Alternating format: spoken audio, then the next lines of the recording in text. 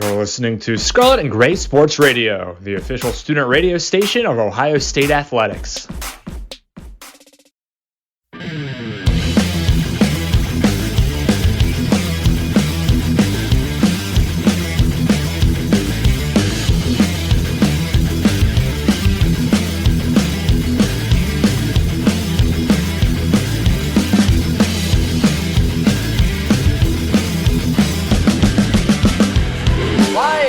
Barrio Tacos on High Street in Columbus, Ohio. It's the Blocko Show presented by Barrio on Scarlet and Gray Sports Radio, the official student radio home of Ohio State Athletics. Hi again, everybody, alongside Kole Emplit, Jack Murphy. I'm Tyler Danburg, and guys, we are just about 18 hours away from the most anticipated game of the 2022 college football season. Number 3 Michigan and number 2 Ohio State.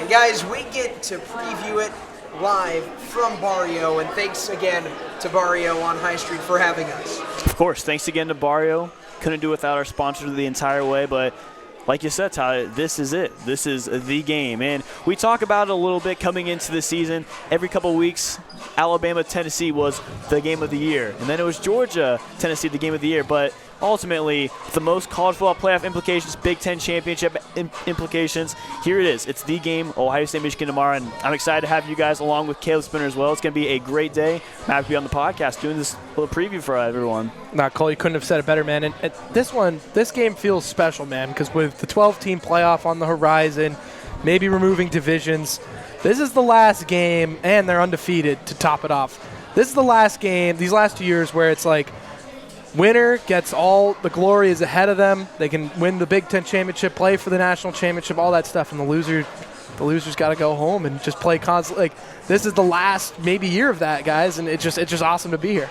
And Jack, it's going to be the first time in a while that Michigan comes to Columbus, because these two teams were supposed to meet in Columbus in 2020.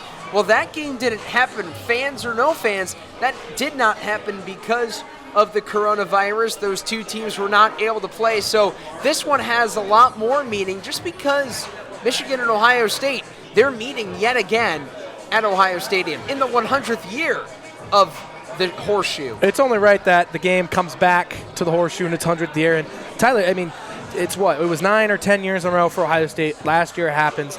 And now you see this stuff on Twitter. It's like, oh, no Michigan players experienced a loss to Ohio State. No player besides like Cam Brown and like a couple of the other like seniors, Cam Babb, have been a part of a win.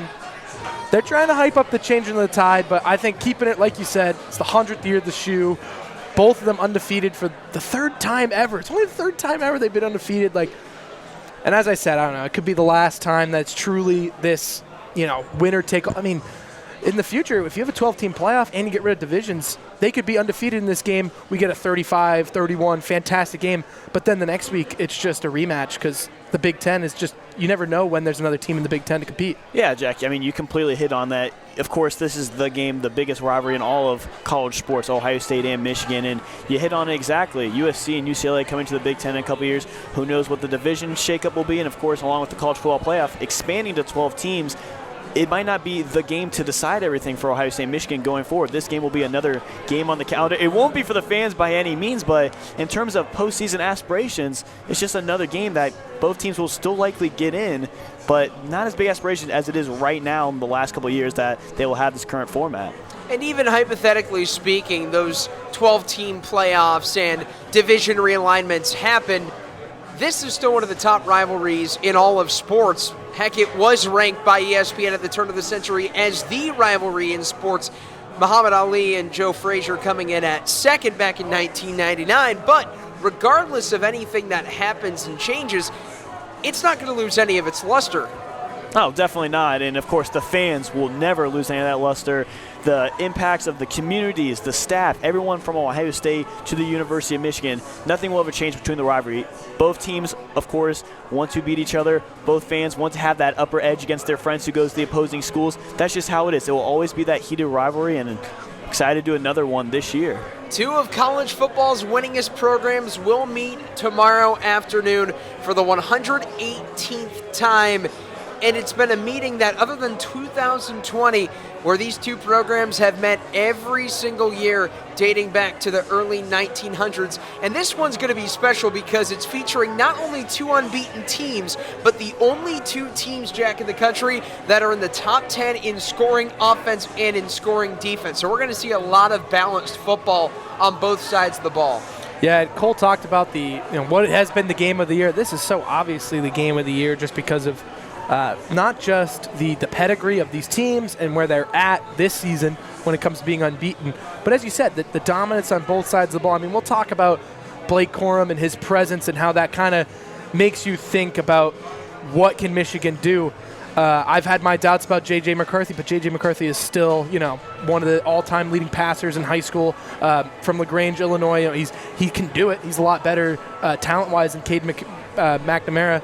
There's no point that he can't throw for 400 yards tomorrow. And we've seen so many crazy things in this game that the fact that you're getting them so balanced, I feel like people are kind of stuck on whether it's the passing of Ohio State, the running of Michigan from the offensive standpoint, but I mean, this is going to be a one-score game, right, guys? I mean, it's going to go down to the wire. Yeah, Jack, and I want to echo that point. Of course, we saw multiple SEC top 5 matchups earlier on this season, but, of course, the stat is no, it hasn't been a game with top 10 offenses and top 10 defense. That's why it makes this game so much better. Two prestigious programs, of course, with their rivalry in field as well, but they are really good football teams on both sides of the ball. Like we said, clearly balanced, and it's going to be really a battle of who's one of the best teams in the country tomorrow. It's exciting. It's exciting to look forward to. Both teams 11-0, 8-0 in conference play, but the undefeated conference record and the undefeated records, well, somebody's not going to have an unbeaten record by the time tomorrow afternoon's game finishes. But looking at how these teams have gotten here,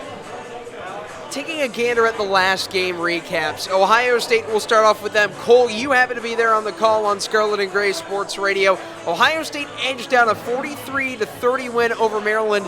They never led by more than 2 scores, but they did outscore Maryland 33-17 in the second half. Who stood out to you in that game? But we'll start, and even though Ohio State struggled up until that very last possession by Maryland, a win is a win, and that's across the top 4 as well. Coming into it, you're going into your biggest rivalry next weekend. Ohio State did their job in terms of simply coming away with the win. Did they do it in a pretty style? Not exactly, but hey, that's what happens in a college football season. Speak on the key impacts, you have to mention, of course, the standout freshman running back Dallin Hayden for Ohio State. In a game where Mayan Williams didn't play, Travion Henderson was battling a little bit of an injury, couldn't really get going in the first half. In comes Dallin Hayden, that necessary spark coming off the bench. 3 touchdowns in that second half, rushed for over 140 yards, and he was the reason, one of the sole reasons why Ohio State came away with that victory. A much-needed spark on that offense there that also fueled the defense as well and got them really through to the next game. You also mentioned Travion Henderson. Although he was banged up for most of that game, might be banged up coming into this weekend's matchup against Michigan, he did have that reception touchdown. How big of a boost was that for the sophomore running back? Of course, anything to get his momentum up as well. We've seen him in a couple weeks, like we said, missing 2 straight games, trying to battle through injuries, still getting a touchdown regardless. But for him, it's all about his confidence, how he can get going on the ball, and he can't really lack it, of course, going into the Michigan game. Now, of course, there is a question of the health of this current running back room, but when he's confident, that offensive line and offense as a whole is booming. That when it comes to the Maryland game, Ohio State looked good in that. They're usually, everyone's talked about how, they're a second-half team. They came out in that third quarter and looked good, and then they just gave up 17 points in the fourth quarter. They kind of lost themselves in the fourth quarter, and you give up 1 or 2 less touchdowns. I think people are asking a lot less questions about them heading into the game. And we kind of saw every team in the top 5 struggle. But I don't know. It's a very weird thing, but like Cole said, with Dallin Hayden, I think that kind of we're at the point where you need guys to step up because of injuries, and Dallin Hayden, man, that was just he got it simple. He focused on hitting his holes and he didn't want to take it too much. He just stuck to the basics of football, which you love to see. But I also, on offense, had to highlight Emeka Ibuka. Finally, someone, not that it's like, I'm not going to take Marvin Harrison Jr. for granted or anything, but I think it was Joel Klatt who said this, and it really stuck with me. It was a couple weeks ago when the Buckeyes, I think it might have been after Penn State or something, but it was a couple games in a row where it was really just Marvin Harrison is the only guy really threatening passing the ball. And he brought up the point about how the Buckeyes need someone. It doesn't have to be Jackson Smith and Jigba, but they need somebody else to catch the ball. And last week, Emeka Egbuka finishing with more catches and receiving yards than Marvin Harrison. I feel like that says something just because we haven't seen it in a while from the Buckeyes. Just getting a little nervous that maybe they're a little too Marvin Harrison Jr. dependent, but I think last week proved that they're not. And, Jack, I think you said it best in terms of when Ohio State needs a big play, of course, Marvin Harrison is their go-to guy. You get him the ball, and he makes Good plays. things will happen. Great things have been happening for this Ohio State squad, but you talked about it. Getting Emeka Egbuka involved, looking at the stats, 6 receptions for 82 yards. That's exactly the type of game you need for your second, your third wide receivers to get going. Of course, you're going to the biggest game of the year. Get their confidence up a little bit, knowing that you can do more than just run the ball and get to Harrison as well. Because I want to praise this to both of you guys. I know, Tyler, you're our host, but I feel like this is something we haven't seen. The emergence the last 2 years, I mean, down the stretch last year, you didn't have as much Wilson and Olave, but when Ohio State has kind of been this one receiver-led team, especially this year with Marvin Harrison, and no one's really double teaming him. You feel like Michigan is going to have a safety looking at him, right? And I don't know, I feel like Ohio State's been lucky that they haven't really seen anyone try to beat them like that. I feel like Michigan has to, I don't know. I feel like that's got to be part of the game breakdown before you head into it. And the Wolverines have a strong secondary, so we'll see how that shapes out. But something that you guys were talking about is just the emergence of some of these supplemental receivers without Jackson Smith and Jigba.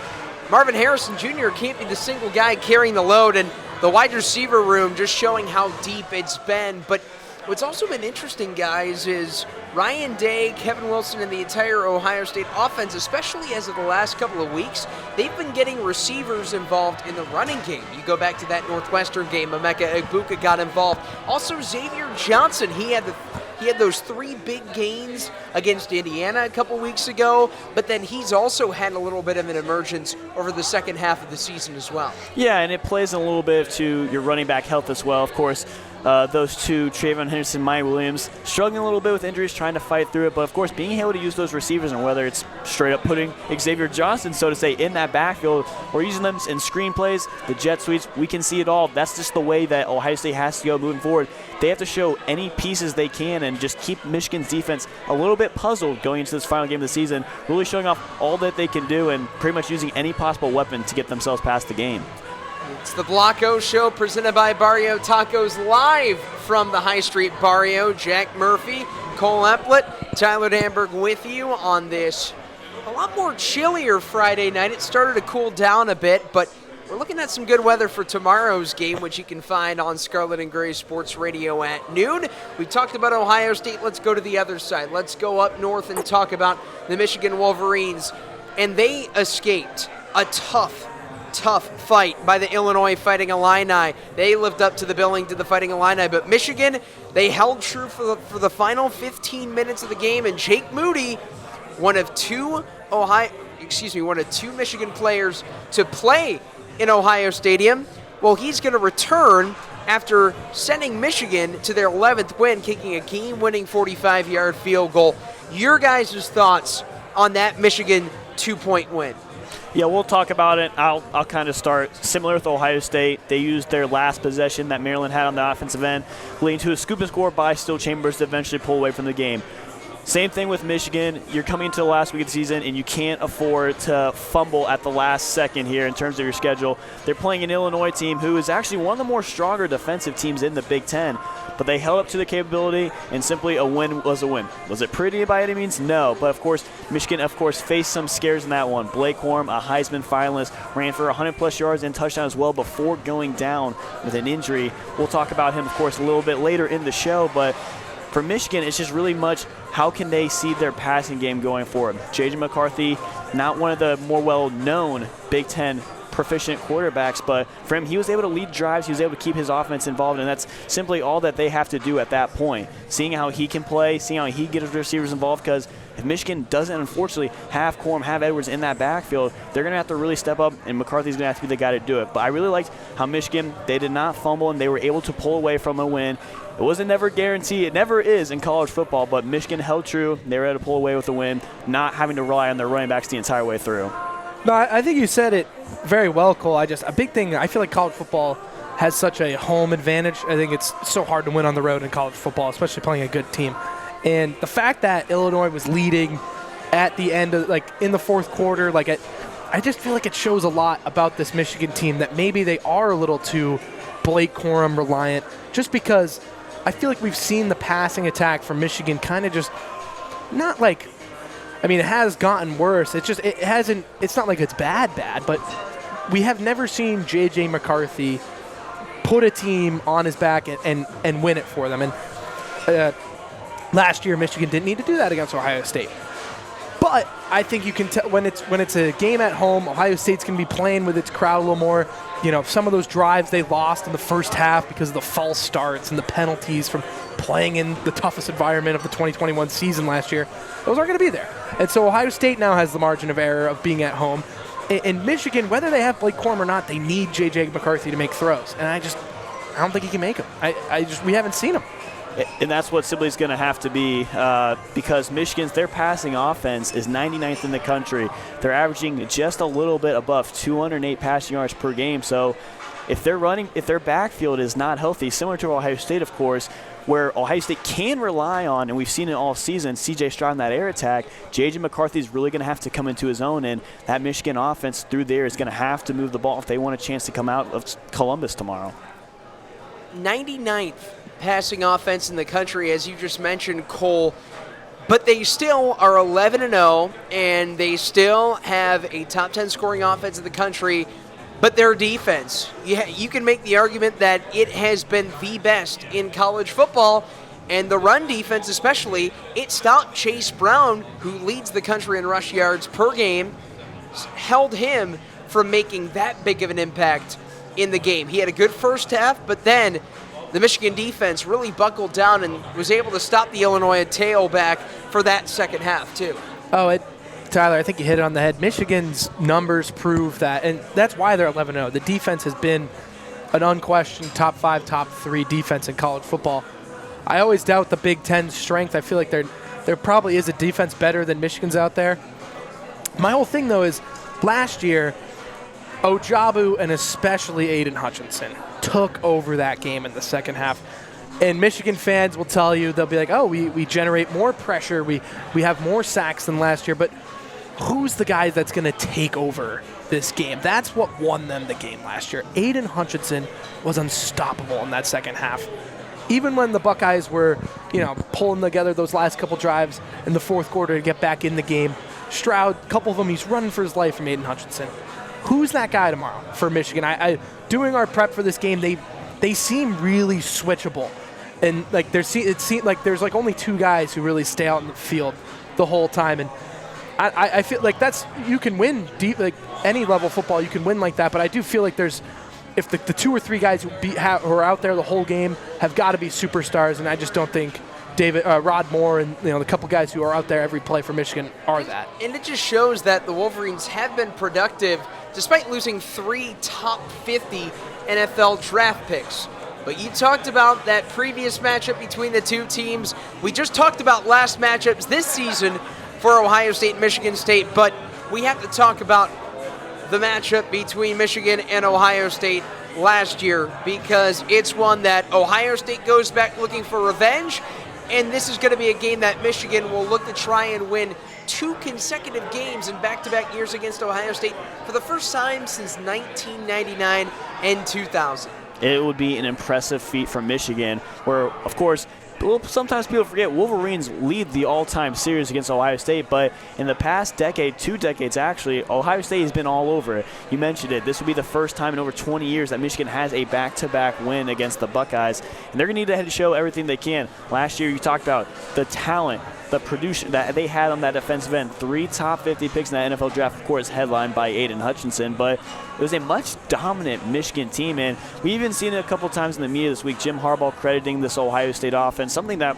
you don't always see between Ryan Day and Jim Harbaugh, of course, always having a little bit of a heated rivalry and battle between those 2, but it's much different this year. There's much more different confidence in terms of the way that Michigan views Ohio State. They respect them a little more, but that doesn't take away any of the fact that they need to come in Columbus and strictly take care of business in the game. 42-27 was the win for Michigan last year. They got those 3 touchdowns from the running back Hassan Haskins, who's now with Tennessee in the NFL. But one thing about Ohio State that's different this year, their defense, Jack. They are currently 9th in the country in total defense, after that Michigan game last year, they came ranked in at 59th. A total flip of the script. A lot of that due to Jim Knowles, the new defensive coordinator, and the scheme that has brought this Ohio State defense to the forefront. Oh, Jim Knowles has been quite the name here for the Buckeyes. I mean, what do they call him? The scientist or the chemist? He's got like that nickname. He's always in the shop crafting up defenses. And I mean, it's just how much smarter he's made the Buckeyes. Like the Buckeyes defenders just, they look so much more instinctive, especially some of the guys. Tommy Eichenberg, I mean, you know, he had those 2 big games to end the season last year. Now it's just like every game he's going to leave with 10 tackles. Steel Chambers, Lathan Ransom, these guys seem so much more instinctive than they did last year. And it was very interesting to listen to his press conference. He said, you know, we got the things to stop the run. Usually you stop the run by, being the tougher team and winning the line of scrimmage. But he's had the answer for so many of Ohio State's problems over the last couple years. This year, right away already, when he's been a guy who he's gone to a program, it's taken a year or 2 to get it started, you know, especially at the last one, Oklahoma State, took him 2 years, and then his last 2 years, they're top 10 defense in all of college football. Usually takes time, but it's been so impressive because he's completely, they're all the same players besides Tanner McAllister and I'm blanking on it. Think of Ronnie Hickman? Ronnie, or just everyone is the same except for McAllister and I don't know, who am I blanking on? Well, there's McAllister. You also have Lathan Ransom. Lathan Sorry, Ransom, he didn't play, new to the fold after last year. And all those Ronnie Hickman, Steel Chambers, Tommy Eichenberg, JT, Jack Sawyer, Zach Harrison, all those guys. Oh, Mike Hall's the other one. Sorry, he didn't really play last year. Those 3 are kind of the only guys who didn't play last year on the 2021 defense. The 2022 defense is pretty much everyone, but they're all just playing so much more confident in themselves. You love to see it. And looking at that defensive side of the ball, Jack pretty much named the entire defensive starters, and that just tells you how productive that defense has been. If you had to pick a couple of those guys, Kole, in that mix, outside of Tommy and Steele, who Jack did a great job highlighting, who are some other guys that have really shown through the first 11 games that they can be capable in leading this total reconstruction of the defense? Yeah, definitely. And, of course, great guys. Of course, Tommy Eichenberg, Steel Chambers, who have been phenomenal at those 2 linebacker positions this year for Ohio State. You talked about a little bit of Mike Hall. He has been playing on and off, getting a little more of a limited reps out there. But for me, I just want to see how Zach Harrison can perform. Zach Harrison coming to the year a little bit under the radar, but of course being one of Ohio State's key defensive linemen. And last game against Maryland as well, he was a big pressure on Talia Tagovailoa. And those final 36 seconds, getting the initial sack and then forcing Tagovailoa to a fumble, which Steel Chambers recovered. But I really like him, and I think he's going to have a really impressive game, just knowing that the focus is going to be a little bit more on the linebackers position. But Zach Harrison is a great talent. He's a great production of this Ohio State defense, and I really think he's going to get off to a strong start tomorrow. Yeah, no, Zach Harrison has been, he came in as such a big recruit. He's never found his spot, and then he's just been kind of like a revolution this year. They've put him at the Leo, one of the kind of the new positions that Jim Knowles runs that's not ordinary. He's got him at the Leo spot, and he's been just a new player. I mean, he basically saved that Maryland game with those 2 sacks. It's just been awesome to see him just kind of embrace a new role, especially as a senior. I mean, he could go on to the NFL last year, just prayed that someone would have taken a chance on his body and his aggression as a player, like gets drafted to the right place, maybe it'd work out. He's like, nah, I'm coming back. And he's been a leader. And we talk about Zach Harrison, but JTT, who of course had that breakout game against Penn State, he's going to be one of the main focuses. But I just think that allows for Zach Harrison to go a little bit under the radar. And because of it, I just think he's going to have a dominant game to show for it. And Tui Moloau and Harrison, they have respectively had 2 great seasons, but they've had that one big game. Zach Harrison against Iowa, he was the highest graded player that entire week, according to Pro Football Focus. And then, of course, JT Tuimoloau's game against Penn State, which will forever go down as one of the best defensive performances on a college football field. Perhaps who are some other guys that can take that step on the defensive side and have that breakout game this weekend against a Michigan team that is heavily reliant on the ground game and might look for some rooms of improvement in the passing game? Jack Sawyer. Sorry, I was ready on it. Jack Sawyer. I feel like Jack Sawyer, like you see it on Twitter, it seemed like he was getting some bad reps. And I mean, it's similar to Zach Harrison and just how college football has changed. Like these guys come in as these big 5 stars, and it's like you're expecting them as freshmen because there's plenty of freshmen. Go back to Trevor Lawrence, or this year, I know Cole likes Harold Perkins for LSU. Guys like that, they come in as freshmen, they're superstars, and that's kind of like seen as the expectation. You have JT Tuimoloau coming in the same class. He's been awesome. And Sawyer's been kind of lost. Last 2 games, he has kind of turned it around, and he looks like he's, I don't want to use the word reinvented. It's only been 2 games, but he hasn't really been there. I feel like because he's the other Leo guy with Zach Harrison. Kind of watch, you really see he's learning compared to Zach Harrison. But it's the classes, it's paying dividends, Ty. You can see it's clicking. He's reading the read options better. He's made some sacks. He's attacking the line of scrimmage better, shedding his blocks. I feel like it's clicking, and I wouldn't be shocked if he had the big game tomorrow for the Buckeyes. He's stopping guys behind the line. There's no doubt about it. What about you, Cole? I kind of like Teron Vincent, just being able to impact that defensive line as well. Talking about being able to get in the backfield. Another guy who's kind of a little bit under the radar. He's had his moments here and there, but another guy who I think can just really be a big impact, especially against a Michigan offensive line who, not knowing what your running back situation is going to be, it could be a little bit unconfident as well on that Wolverine side. I think he's just going to try to blow it up, and I think he's going to have another productive game as well for Ohio State. Sticking with the trend of mentioning Ohio State interior defensive linemen, Ty Hamilton could be another guy that could break out. It seems like ever since that Indiana game a couple weeks ago, he can start to claw his way into the starting lineup or seeing some more snaps. So look for number 58 in Scarlet to try and make an impact alongside number 6, 33, and we'll see what happens come Saturday afternoon. Going back to Michigan, we mentioned it before, a theme in their offense is their running game. Blake Corum, a Heisman candidate.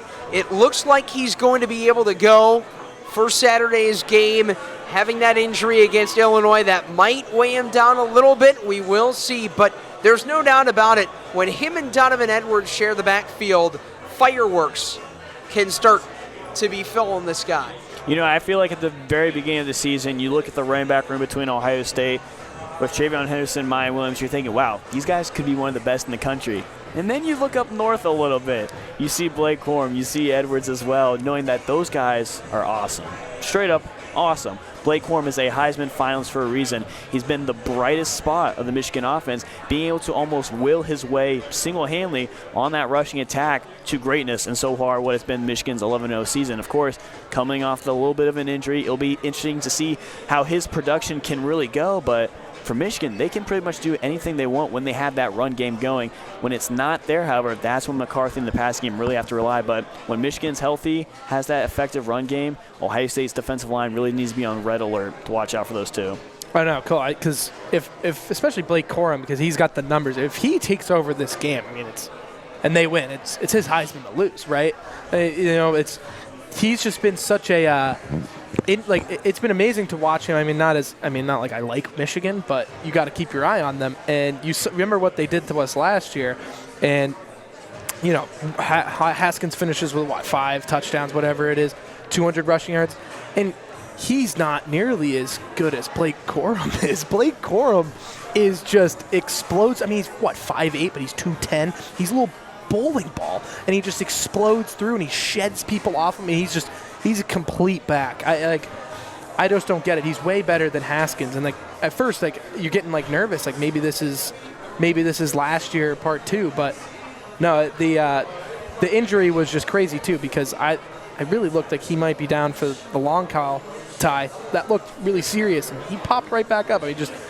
He's not human, man. And watch him have 100 yards on a bum leg tomorrow.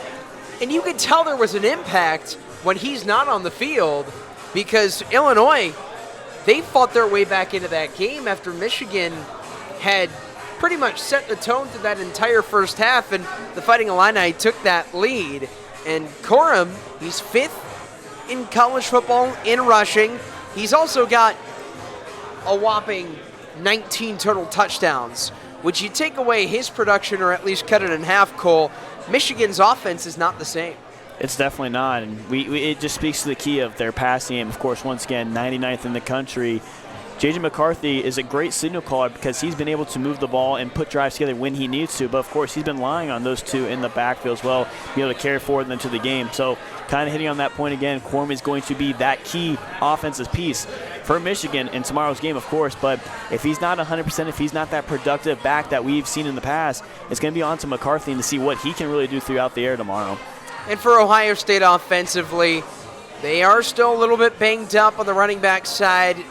We haven't gotten a status report yet, so we will not know whether Mayan Williams and Travion Henderson are good to go, the top two backs. Chip Trainum, maybe his status is up in the air, the fourth string running back after converting from linebacker. So with that being said, Jack, how important is the passing game going to be for Ohio State on Saturday afternoon? Oh, it's going to be huge, but I just think a big thing is it all comes down to the O-lines. Michigan, you saw it with last week. Corum, I saw all this stuff about Corum. Corum and Edwards, I think a thing that's barely slept on at running back is just your vision and your ability to go north and south.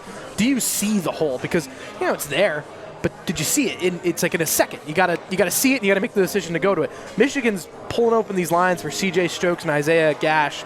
Those are the third and fourth stringers for Michigan. And they're just not hitting them because they're not as good as Blake Corum and Donovan Edwards. And you saw that with Dallin Hayden on Saturday, just keeping it simple, hitting the holes. The passing attack is obviously going to be huge, but I just really think that it's going to come down if Ohio State can win this line of scrimmage back after losing it so poorly last year, especially on defense, but on offense too.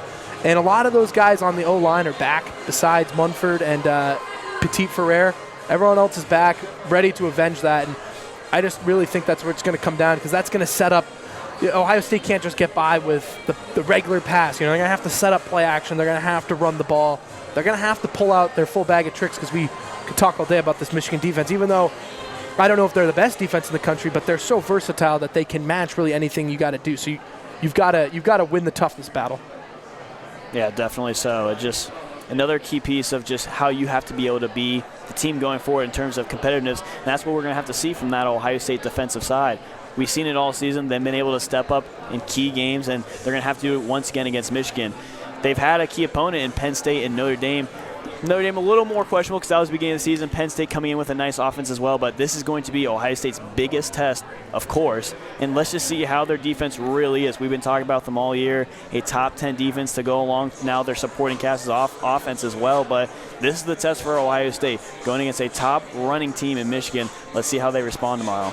This is what it all comes down to. A lot of implications are on the line. And as you did mention, Notre Dame's season and the way they've progressed, that has also helped Ohio State's strength of schedule a little bit. Let's talk about some of those implications before we take a quick break on Scarlet and Gray Sports Radio.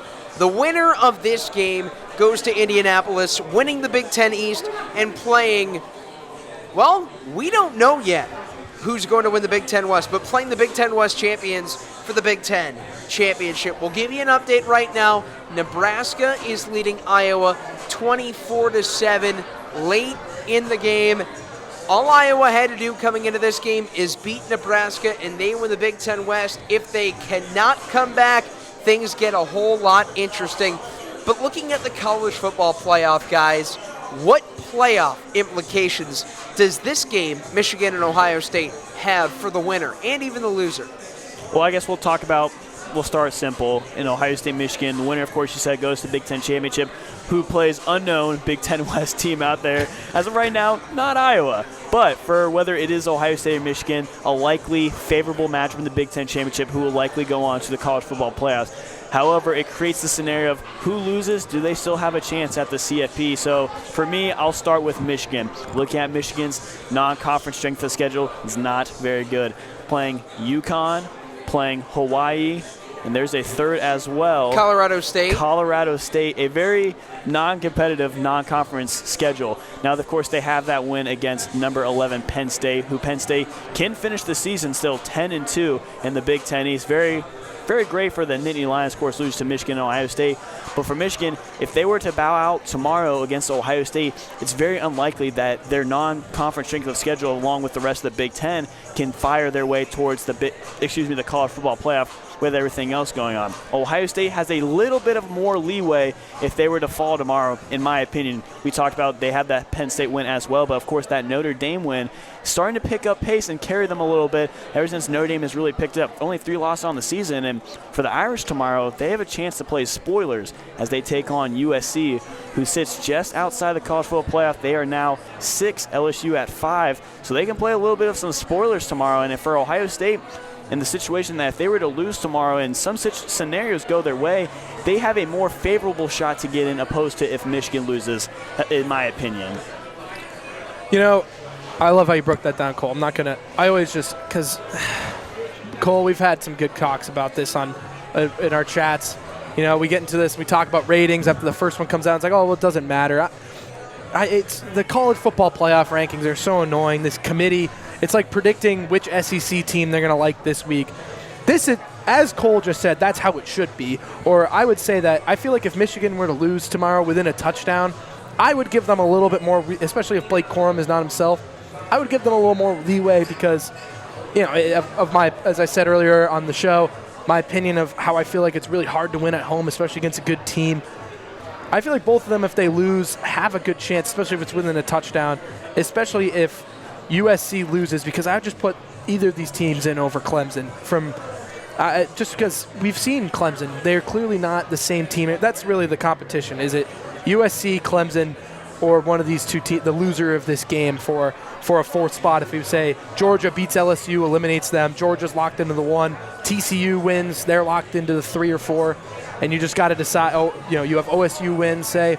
I feel like if it comes down to USC and Michigan, it's got to be USC, but if USC loses, I'm looking at Clemson, and then I got to pick, am I picking a 2-loss team? I think I'd roll the dice on the loser of this game. I just think I would. Jack, what chances does Alabama have to make the college football playoff, in your opinion? I mean, theoretically, Tennessee, who was sitting just outside 5 last week, they lost big to the Gamecocks. That kind of opens up a very small chance for, say, Alabama or Clemson. You're not, because the committee loves Alabama just so much. And, I mean, Bryce Young is awesome, but Alabama is not as good as they've been in years past. I mean, they played in 5 or 6 one-score games. But, I don't know, I feel like I'm going on a rant, but I feel like you guys will agree with this. The last couple of years of college football, we've just been, dominated by a really good team.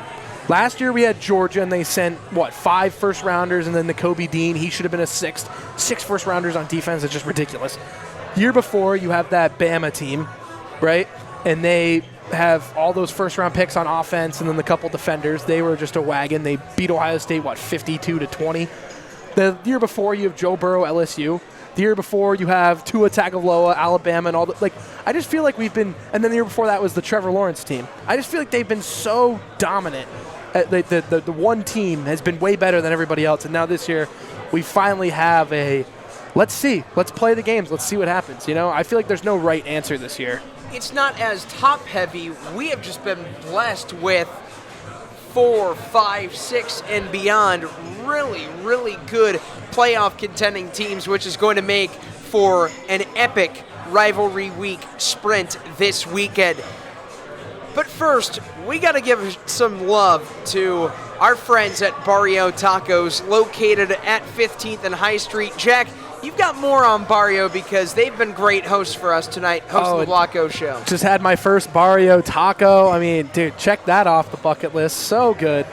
Barrio Tacos now open right in the heart of the Ohio State campus at 15th and High, serving tacos and margs late night. Open till, 2 or 3 in the morning? I mean, I was walking by. I was all alone by myself on Tuesday night. I walked by Barrio. It's the only place popping. They got an incredible happy hour with half off margs and $1 off tacos weekdays from 3 p.m. to 6 p.m. And don't forget that Barrio Tacos accepts Buck ID and is offering to-go and DoorDash starting this Monday. You can also catch Barrio Taco inside the shoe during game days at Section 10A and at their taco truck Monday to Fridays parked right outside the R-Pack. Barrio Taco, baby.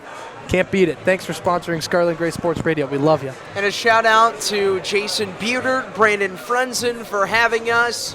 They do an incredible job here. The lights are down. It's dim. We've got TVs galore, and it's starting to get packed too, Cole. People are starting to fill in.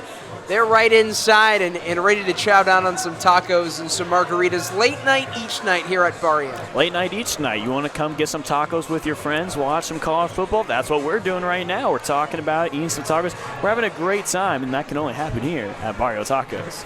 It's newfound territory for us, doing a live show, doing the Block O show. Tomorrow's going to be newfound territory for a lot of Wolverines and Buckeyes. Kole and Jack alluded to it before.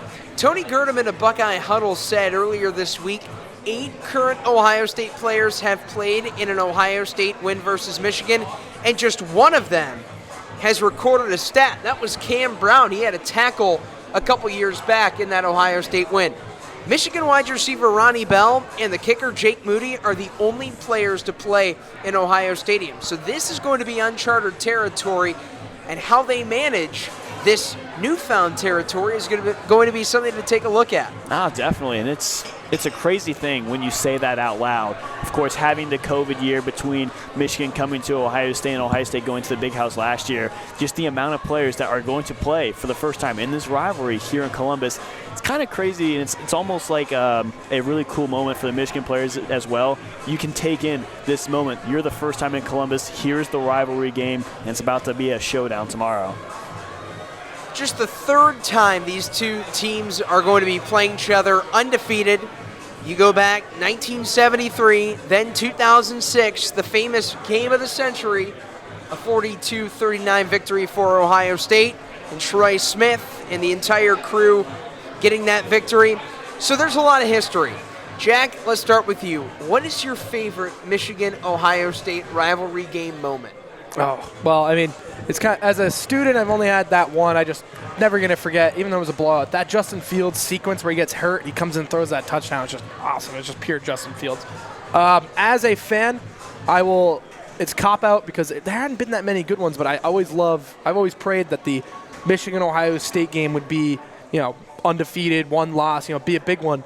And I didn't get that for a couple years, and then I finally got that 2016 game with the Curtis Samuel walk-off touchdown, the 4th and 1 that, as a Buckeye now, obviously it was a conversion. But when I was watching that, I was a little maybe on the other side. But it has to be that one. That game was just, I remember watching that with my dad. That was just an awesome game. Had no relation to the game growing up, just a kid from Massachusetts who knew the importance of the game. And he just had no college football love in my household. And you turn it on and you see the passion right away. You got to watch. Jack, you kind of took my favorite game in that 2016 just a little bit, but that's kind of the reality for me growing up as an Ohio State fan. My quarterback was always J.T. Barrett. He was just all my favorite, and by no means was he the greatest Ohio State offensive quarterback we've ever seen.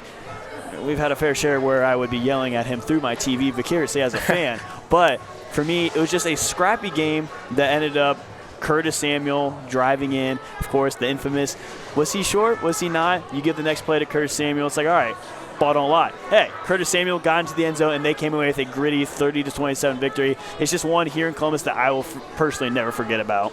2 great games, 2 great memories. I'd say my favorite memory of the rivalry is going to be one that was outside of Ohio Stadium. I'm going to go back to 2013.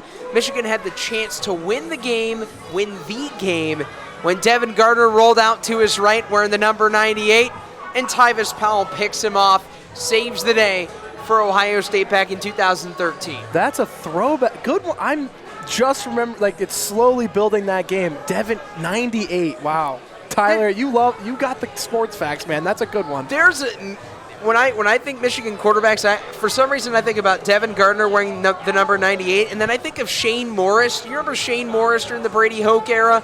He wore, I want to say 97 or maybe Gardner wore 97, and then Morris wore 98. Might have to go to Google and look back. But Tyvis Powell's interception, that's going to be mine. So, guys, it is about that time. It's rivalry week. We talked about the game, but there are some other really good rivalry games going on. Let's do some score predictions. Let's make some game picks. Starting off in the Big Ten, Iowa and Nebraska playing right now. The Cornhuskers leading big in a huge game with a lot of Big Ten West implications with 7 minutes, 54 seconds left in the 4th quarter. We'll start off with Rutgers and Maryland. Jack, I'll start with you. It's a noon kick. Not a lot to play for, but who do you have? Before I give my pick, shout out to Nebraska for never giving up on themselves and initiating college football chaos. We love that. I got Maryland 31-14 tie. I've been a big Maryland supporter since that, not like big, but I've been on the Maryland train that they've got some talent and they're a fun team to watch since that Michigan game when they went to Michigan, played really competitive, covered like a double-digit spread that everyone thought Michigan would blow them out of the building. They were leading at one point in the second half. I just feel like they're fast. We saw it last week. They got a good offense. They probably have the best offense. If I needed an offense, a quarterback in the Big Ten, and I can't have C.J. Stroud, I think I'm taking little Talia. I think I'm taking him. Maryland, they got something, Cole. Maryland can move the ball. You saw them. They were great last week. I would have to say it was one of the best games that they have performed of the season, especially under center, like you mentioned. Charlie Tagovailoa had a great game, and for most of the first half, it looked like Maryland could have pulled away behind Tagovailoa's strong passing efforts. But I'll echo as well, Maryland last season won 6 games. That was the first time since 2016 that they did that. And I think they want to ravel. I think they're going to keep going this week. I think they're going to reach win number 7. They start off the season really strong, of course, going through a almost Big Ten East gauntlet. You got Ohio State, Michigan, and Penn State. But I think they're going to reach 7 games. I think they're going to come away with this one at Maryland in College Station. I think they're going to win 27-16. I'll ride with, as Jack puts it, little Tua as well. Talia Tagovailoa, have yourself a day. I'll go Maryland 30, Rutgers 13. Illinois Northwestern, a battle for Illinois. Supremacy in the state is on the line. Cole, who do you have? I think it's just a simple one. I'm going to go with Illinois here. They're raveling. They have a couple of losses they would like having back over the course of the past couple of games. Chase Brown's going to prove that why at some point he was a Heisman contender. I think he's going to have a great game, and they're just going to make this one a little too predictable. Illinois 27-9. I really hate to pick against Pat Fitzgerald. I got a lot of respect for what he's done for that program, but sadly, they're 1-10. They have one win, and it wasn't even in America. And it's just been a tough year for them. But we saw Illinois last week. Cole put it earlier in the podcast. They have such a good defense. It kept them in that game. The offense, yes, it doesn't have the ability to score multiple touchdowns, take advantage of in that Michigan game they had to settle for a field goal when they should have had a touchdown.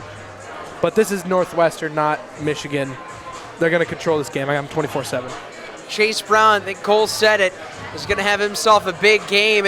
He's also made a case to be a Heisman contender, although that might not look that way, especially with running backs not getting the better bid compared to quarterbacks and others. Chase Brown, I think he's going to have a good day as well. I'll go Illinois 27-10. Victory over Northwestern. We'll stay with the Big Ten. Minnesota and Wisconsin, another 3:30 kick. I'll give my pick. I think it's going to be Minnesota 21, Wisconsin 13. Close one. I know I feel like it's a square play to take Wisconsin. I feel like but Wisconsin, I really don't like to bet against Braylon Allen because I feel like he's just gonna Wisconsin. 3 years ago he'd beat Jonathan Taylor, and he's just gonna go to the NFL. And we'll be like, oh yeah, he's solid, and then he'll go to some solid team and he'll be a superstar and be like, wow, where'd this guy come from? I just feel like any game he could take over. And Minnesota, I'm just not a big fan of Morgan, the quarterback. It's not like Graham Mertz is very good either, but he's been better this year. The wins haven't translated, and I just think that Morgan makes a lot of mistakes for Minnesota. I got Wisconsin 17-14. It's not like it's going to be a blowout, but I think they pull away at the end. And for the Big Ten West, this game not having too much implications. But I agree with you there. They're in Madison, in Wisconsin. Braylon Allen has been a force for this Wisconsin running back room specifically. Didn't get really a strong game against Ohio State, but he's had a great season for the Badgers. But in the same thing with Graham Mertz, he came in with this Badger squad, and they thought he was going to be the answer. Hasn't really attested to that so far, but I think Mertz and this Wisconsin offense can have a strong game. It's the last game of the season, closing it out right before bowl season. I say Wisconsin wins this one 35-24. I think they're going to put up some points. Very uncharacteristic for Minnesota, Wisconsin, but the Badgers offense, like you said, trending up. Last one for the Big Ten slate, Purdue versus Indiana. Jack, all for the old Oaken bucket this one. Yeah, and because it's a 10.5, 11-point spread. I feel like that's a lot. It's a rivalry game. Indiana's not going to win, but they're going to make it close. Purdue has the advantage with the quarterback advantage in O'Connell, and just a better coached squad than Indiana. But it's going to be close. I got Purdue 24-21. We'll go to the rivalry week slate. We've got a couple more game picks for you. The Iron Bowl. Although it might not have as much luster as it has in years past, Cole, who do you have in Auburn and 7th-ranked Alabama? As much as I want to say I want Auburn to go out, the War Eagles go out and get this one, I think it's going to be all Crimson Tide. I think both Nick Saban and this entire Alabama team they're playing frustrated. Of course, they lost 2 games that they would not have liked to. Alabama is normally a lock for that college football playoff. This is the first time they are going to rivalry week with 2 losses and really not too much big of college football playoff implications. I think they're going to go out. They're upset. They have a lot of NFL talent on that squad. I think they're going to take care of business easily. Yeah, I think you hit it right on the head. Even though coming off an Austin, not a lot of people asked questions about Alabama beating Austin Peay. Only, 34-0. Like, Bama has not been Bama this year. I know it's November, but Austin Peay, man, with Bryce Young, you should be beating them 50-0. People aren't asking enough questions about why isn't Bama. Like, people just say, oh, Bama stinks now. No, they'll figure it out. But like you said, they're going to be playing with some rage here. They're going to be playing mad. I got them 42-14. All right, I think that's going to be a good prediction. I'll stick with the 40s. I think Alabama will put up 45. They'll get an extra field goal on top of Jack's. And I'll say Alabama's going to get the win 45-17. Another ranked top 25 battle, in-state supremacy on the line in the Civil War between number 9 Oregon and number 21 Oregon State. Jack, can the Beavers play stunner and upset the Ducks? Well, I love the college football chaos. So that's why I had to shout out Nebraska. I was listening to, I forget what it was, but he was explaining the Pac-12 scenarios. I mean, we could spend like an hour talking about them. It's insane. And Oregon wins, they're in. If they lose, all of a sudden it just gets crazy. I'm riding my passion, but also I think Oregon State can do it. 35-31, Pac-12 madness incoming. I want it, Cole. I want it. How often is the Civil War a ranked matchup? It doesn't happen too often. For this game, Oregon losing just a little while ago, kind of knocking themselves out of the college football playoff indications, still can make the Pac-12 championship. Of course, this is the game to do it. I think the Beavers are going to play spoilers. Yes, Cole. They're ranked at home. I really like the way that they've been being able to actually win games here and there. 8-3 on the season so far, and I think they're able to power their way through. They have a great running game, and I just think they're going to be too much for the Ducks to handle. Oregon's kind of, I feel like, even though this is the Civil War, they're kind of looking past them just a little bit and looking toward a potential USC-Oregon Pac-12 championship. I think the Beavers are going to play spoilers here. I'm going to say it's going to be a shootout in Pac-12 fashion. I'm going to say 34-31 for the Beavers.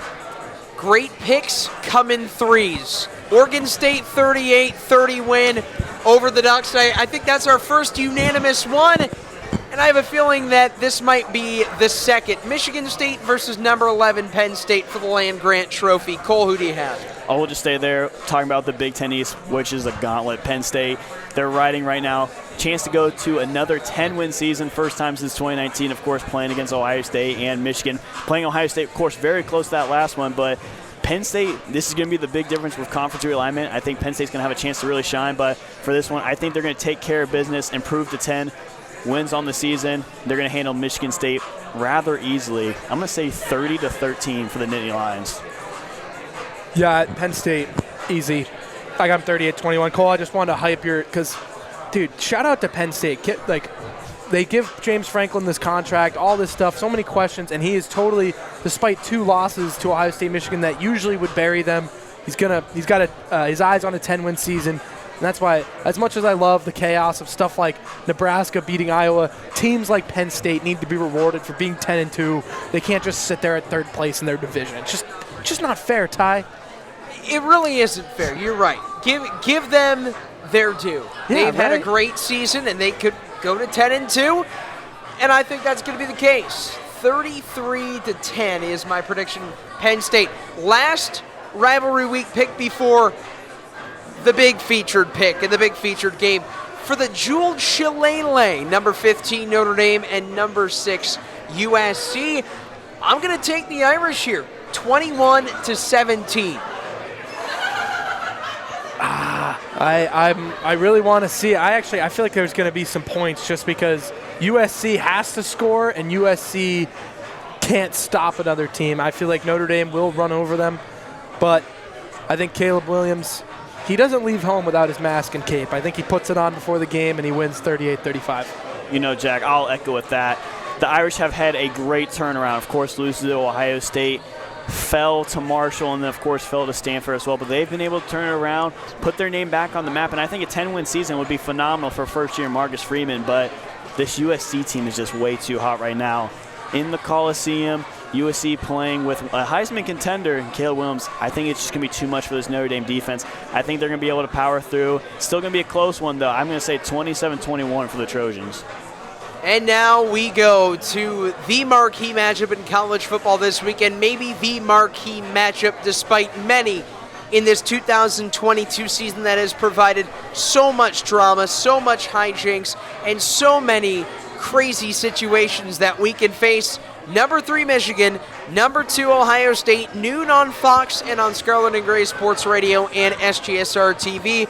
We'll all be on the call. Kole and Caleb Spinner will have the broadcast. Jack and I will have the pregame, halftime, and postgame. Guys, 118th meeting between the Wolverines and the Buckeyes, a series that dates back to 1897. They've been playing annually since the turn of the 21st century. Kole, let's start with you. Who's going to be your pick? I think I got shivers all of a sudden, Tyler. I'm nervous. This is a great game tomorrow, and not just because it has so much implications, but this is the best rivalry in college sports, and I think it's going to live up to those expectations tomorrow. We'll get out. We already talked about both sides of the football on Michigan and on Ohio State, talking about their key pieces. But for me, it all comes down to the passing game. Both Ohio State's running back room and Michigan's running back room, obviously the biggest questions with the health. Who can really get going, who's going to be able to be a factor, and who's going to be able to produce even though going through some injuries. And that comes down then to the passing game. How do both passing games respond? And we've seen it all year. That's been Ohio State in terms of they have an air raid. C.J. Stroud's been able to get it out to any multiple of his wide receivers, and they've been able to get the ball quick. This is going to be a biggest game for McCarthy, of course, of the season, playing against Ohio State, but I think this is going to be the first game where he is forced to be able to move it. He's going to have it under him, under center, as the signal caller. He's going to be the main factor in this ball game, and because of that, I think it's just going to come down to if he can get the job done. Because of it, I think Ohio State's going to win. It's still going to be a close one. It always is between those two. I'm going to say 34-27 for the Buckeyes. I think that the Buckeyes are going to finally come out a little hot. Some of these first quarter starts have just been kind of all over the place for Ohio State. I feel like the moment is not going to both these teams are going to come out and go to battle. And then I think Ohio State will pull away a little bit in the fourth quarter and win 38-24. This definitely has the makings of a game where we're going to see a lot paid homage to the old 10 Years' War between Woody and Bo. We'll see the likes of Chick Harley come out of the early 1900s of Ohio State football. This is just going to be one of those games where it's got the anticipation, the hype, and the makings to be one of the best in this rivalry that has spanned generations upon generations.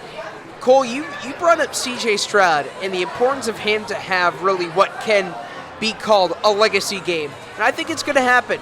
Stroud can definitely have one of those games against a really good Michigan defense. Number 1 in total defense. 2 really well-balanced teams going at it and battling. I think Ohio State's just got a little bit of that edge on both sides, especially offensively in the aerial attack. I'll go Ohio State 35, Michigan 30. So that will wrap things up for the first ever Block O show presented by Barrio Tacos, live from the Ohio State campus, Barrio. Special thank you to Jason Butert, Brandon Frenzen for having us, and everybody here at Barrio. We will talk to you tomorrow beginning at 11:15 a.m. Eastern Time on Scarlet and Gray Sports Radio and SGSR TV with the pregame. Then Kole and Caleb will have you for the kickoff at noon. Also, Caleb has his prediction. He is not here with us, but he did give a prediction. He has Ohio State beating Michigan 34-31. So it's going to be a tight game, the four of us predict. For Jack Murphy, for Kole Emplit, I'm Tyler Danburg signing off here from Barrio. We will talk to you tomorrow as coverage begins on Scarlet and Gray Sports Radio at 11:15 a.m. Eastern Time. Guys, any final thoughts before we wrap up? I'm excited to be in the booth with you guys. It's going to be a great one. It's going to be the rivalry, the game, Ohio State, Michigan. It's going to be the best weekend. I'm excited to be with you guys, spending 3-4 hours. It's college football. I love it. Yeah, no, it's just an honor to call the game with you guys, especially with watching it last week. I can't believe I was cheering for Michigan because I needed them to win so that this game could be 11-0 versus 11-0. Like, as I said earlier, not only is it because you said it, third time they're being undefeated, but if we lose the divisions, lose stuff, it'll lose its hype a little bit. It could be the last pure game. And nonetheless, the magic stays the same when these two teams get together. So, for Jack, for Kole, I'm Tyler signing off. You're listening to the official student radio station of Ohio State Athletics, Scarlet and Gray Sports Radio.